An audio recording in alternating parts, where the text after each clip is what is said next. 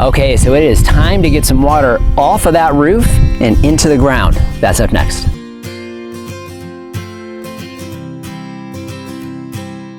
Hello everyone, this is Dwayne with Edge of Nowhere Farm, and we're coming to you here today. It is the end of July 2020. So to say it's hot is an understatement. We are literally in the dog days of summer. We've finally had some rains move through, very, very little, but it's brought up the humidity, and it's really got us thinking hard about utilizing some of the rain that we're hoping we're gonna get here this summer. So I'm gonna go ahead and link the last video we did where we actually showed you how we were creating these trenches here in front of our grapevine areas. In that video, I had mentioned that we were going to be doing some catchment off of the roof and actually funneling it, doing some passive catchment into these channels that we created. So what I want to do right now is kind of show you the plan that we have for catching rain passively and putting it in the ground. We're at the back of the house. So the farm is this way. We have our grapevines here, and you can see we did go ahead and get some gutters installed. So all of our water drains basically into one of a few gutters. We have 3 gutters that we had installed here on the back of the house. So we have 3 downspouts that we're working with back here, and those 3 downspouts essentially catch all of the water on the back half of the house and push it out here into the farm. Then of course we have a couple of spouts at the front of the house that capture all the rain and push it to the front. We'll show you that as well. And then if Lori wants to pan that way, we of course have 1,500 square feet of rain catchment there. We had some rain gutters installed that catch all the water off of that building and are now funneling it to the east side, or that end of the outbuilding. So we have the gutters installed, so it's capturing that rain or catching that rain. Now what we need to do is direct it. So there's a lot of options when it comes to utilizing rain catchment here in Arizona.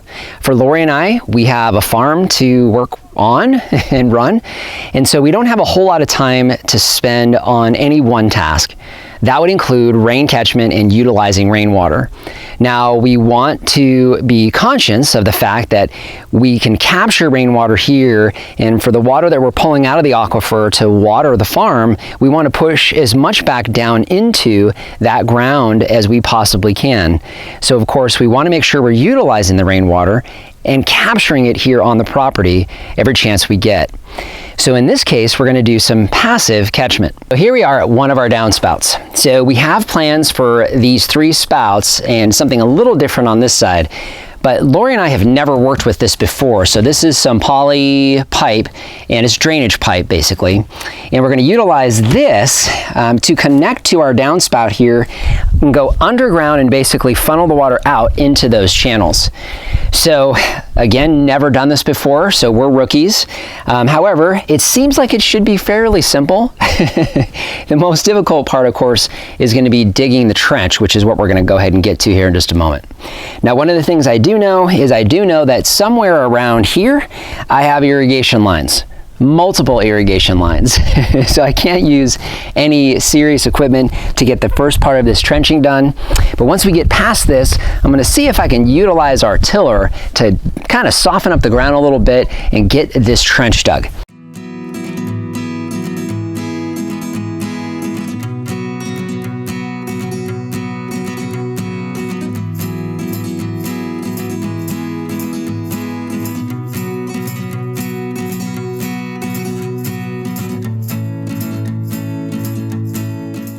I'll tell you what, that's really hard work here in the middle of summer.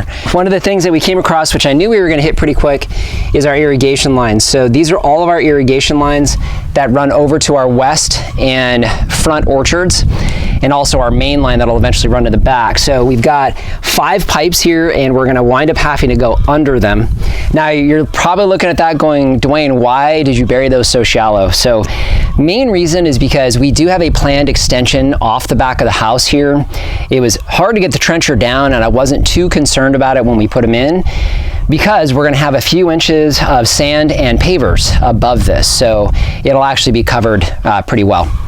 Now, of course, the challenge is we need to go underneath it with this piping, but there is a pretty steady slope. I don't know if you can make it up on camera or not, but there's a pretty steady slope that goes from the house down to the grapevine area. So as far as fittings, I have a 2x3 elbow here, and I know this will adjust in and out as we need to. I'll be able to connect it right here to this downspout so it connects nice and easy, and then I can kind of maneuver this down into the hole and attach this pipe. Then this pipe will go underneath these pipes here, and we'll stretch it down probably a good 5 to 10 feet away from the grapevine area so the water can basically spill out and go into that swale that we have built in front of our grapevines. And then of course down at the end, I'm going to be attaching a cap. This is mainly to keep snakes, gophers, things like that out of this drainage pipe. Lori and I are going to go ahead and get to work, get this pipe stretched, and then we'll come back to you when we're done.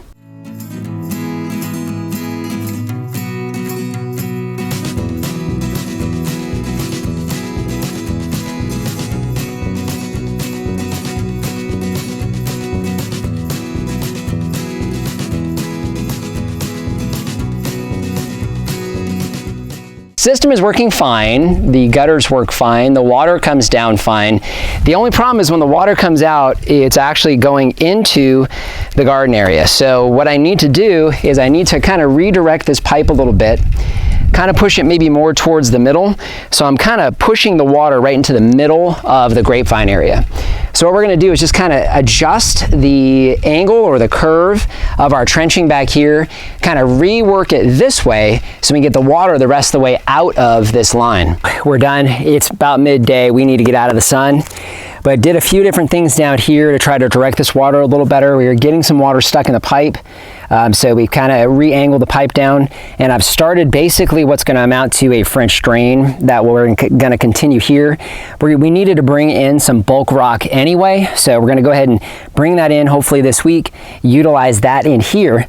But before we do that, we just need to test and make sure that we're going to be able to get all the water back out of this pipe. So we're going to give it one more shot. Let's see how this does.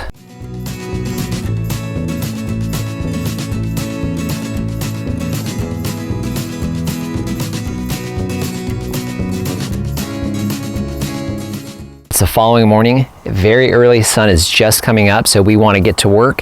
What we're going to try to accomplish today, we've got two more downspouts. We have the downspout here, and we have the downspout over there on the corner.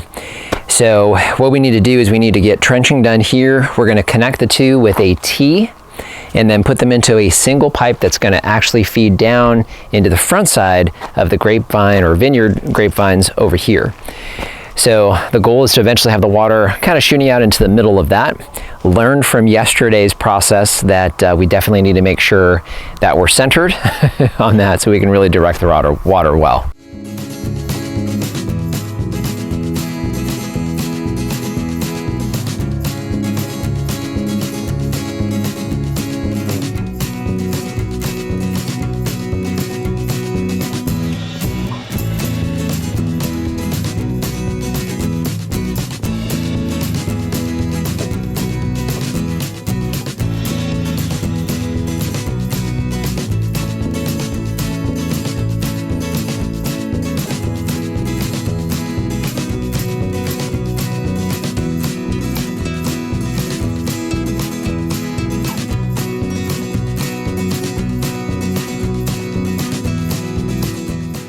We have the back of the house complete. We have our 3 spillways. Hopefully you'll be able to pick them up on camera. But we have one over here adjacent to the outbuilding, and then 2 that come right off the back here. And basically that captures all of the rain from the back half of the house.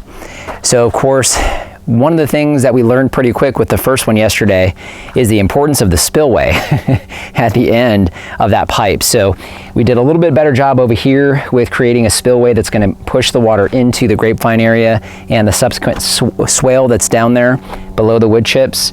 Now what we will also do is we are going to be bringing in some river rock, like 1/2 inch to 1 inch mixed rock that we're going to be able to kind of put down in here to make sure we don't get any mud backing up into the pipe, which we don't want to do. So the front of the house, there's actually only 1 downspout that we have to deal with. So like the back of the house, we have 3 downspouts. We have a downspout right here off of this corner, which captures probably about a third of the total roof. We have another downspout right there on this first corner that we have angled, so it's going to spill right into the trees that we're going to have planted here along the fence line. And then all the way on the far corner of the house, there's another downspout. That actually points right over into what will be our chicken pasture. So we're not going to do anything additional there because that can just spill right onto there as well. What we do need to deal with is we need to deal with this one. So right now, naturally, that downspout's going to push water right in here. And unfortunately, we have a low area right here between the house and the outbuilding. So because that's low, we need to redirect this spout here down along the driveway and then over across into where we will have trees, again, along this fence line. So we're going to use a little bit of a different fitting over there. Because we're going to have wood chip mulch a good 8 to 12 inches deep, we'll be able to utilize this guy at the end of this run that's going to essentially come up out of the ground, be even with the wood chips, and then this will pop up and push water out if it has enough water in there to do so. So in a heavy rain event, we would be able to get water out of this and funnel it away from the space between the two buildings. It's actually a week later, so it's actually the 1st of August today. It's very early and we needed chores and it is hot. So we're just gonna get to work. We did do a couple things last week that we didn't capture on video. We did get the first set of piping attached to that downspout and buried underneath the ground here. What I didn't want to do was go across the driveway and leave an open trench for me to drive over before I go to work every morning. So we did find last night, we started the trench here, filled it with water, and found quickly that the water's running back down this way. So we need to do a pretty good job of digging down and over to the other side of the fence so we can get our pop-up installed over there.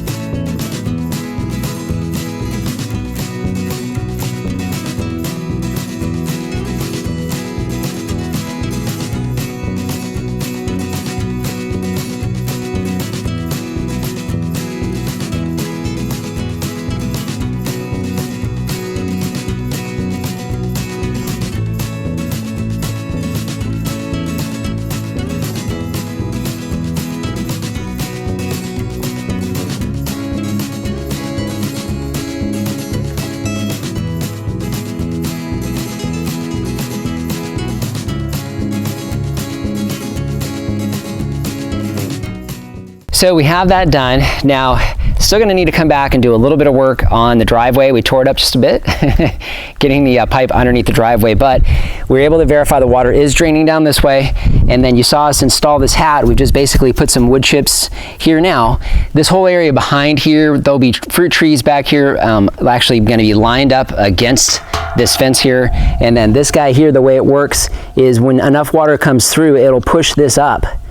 And now what's nice is it actually stays, the water will stay in there, but this seals so we won't have an issue with mosquitoes. So we do like this idea, and I can push this up or down. So if I need to expand it, I can pull it up a good 2 inches or so, and I can also push this down another inch or so as the wood chips start to come down, so that way we can keep it nice and level.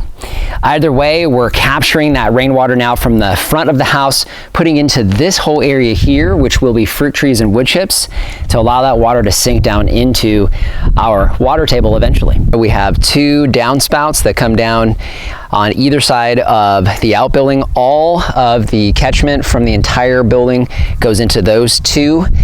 They're a little larger, so we've got some different fittings that we're working with, but the same size underground pipe. So what we need to do is additional trenching across the whole back end here. And the idea here, as you can kind of look across, we're going to have both of these pipes come together, and then over here in the corner, we're going to essentially have that water shoot out and drain into the berry bed area, which will be heavily mulched with wood chips. That way we'll be able to capture all that water and keep it right there in our berry area. So Lori and I have some more digging to do. All right, it is Sunday, August 2nd.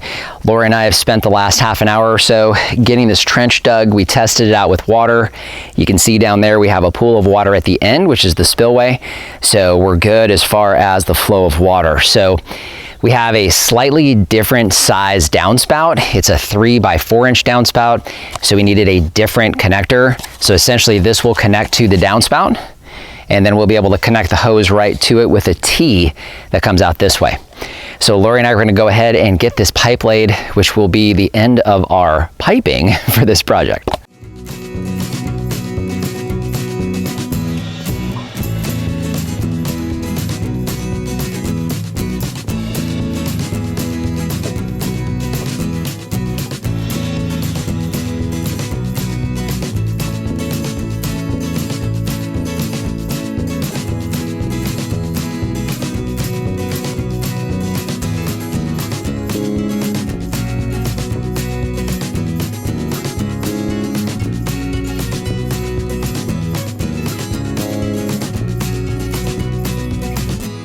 And we have water flowing out, which is perfect, exactly what we were expecting. And you can see kind of, we got a little bit of a dam there, and then we've got water flowing out into bare soil. So obviously the whole idea behind this was to do some catchment, push it into the berry bed area. That was the whole focus of the outbuilding. We'll have wood chips back behind here, but the first thing we need to do is we need to actually fill this in with rock. And we actually had rock delivered yesterday. Today we had two 10-ton dumps of ABC behind me there, which we're gonna use around the farm. And then we have this gray rock, this granite. So we're gonna use this granite for a lot of different projects around the farm. It's inexpensive, it's 1-inch granite, so lots of different size material in here. But we've got several projects we're gonna use this for, which is why we have so much. But today we need to use it for our spillways. Now, I've got a big pile of heavy stuff, which means this skinny little guy is not gonna do this shovel by shovel. I need some heavy lifting to help me out.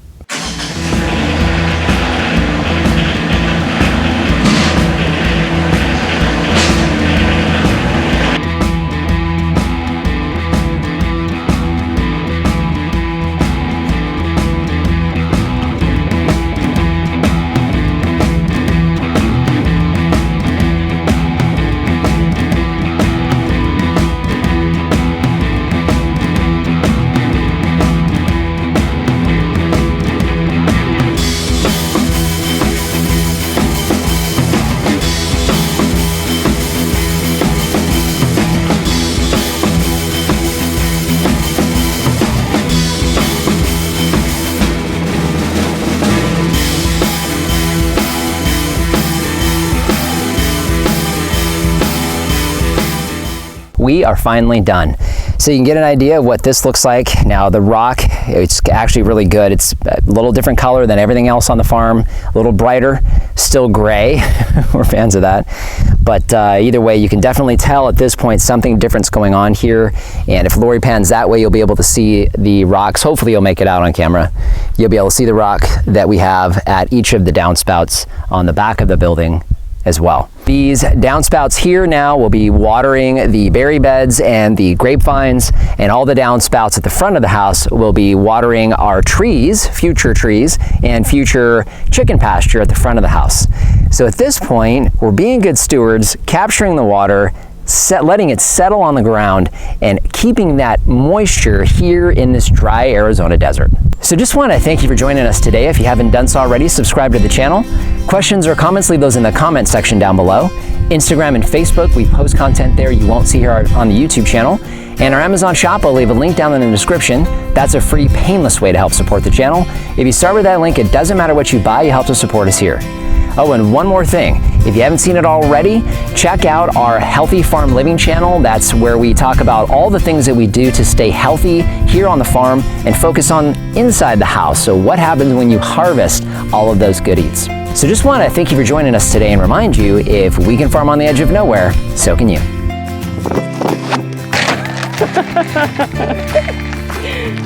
So this will be feeding our berry beds, those will be feeding our grapevines, and the entire front of the house will be feeding trees at the front of the house, and also feeding, I keep saying feeding, but it's watering. So the catchment in the back will be feeding the berry beds and the grape. It's because I'm hungry. Feeding is what I want to do. Let's try watering. Danger, Will Robinson, danger.